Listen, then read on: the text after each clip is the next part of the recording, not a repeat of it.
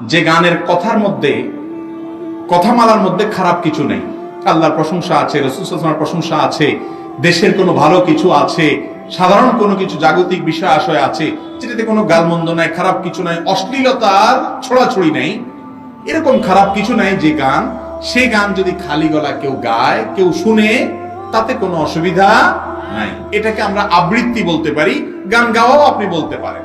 এ ধরনের গান গাওয়াতে অসুবিধা। যেই গানের কথামালার ভিতরে অশ্লীলতা আছে, অশ্লীলতার প্ররোচক কোন উপাদান আছে, যেই গানের কথামালার পাশাপাশি মিউজিকের ব্যবহার আছে, সেই গান শোনা ইসলামে হারাম। সেই গান শোনা ইসলামে কি?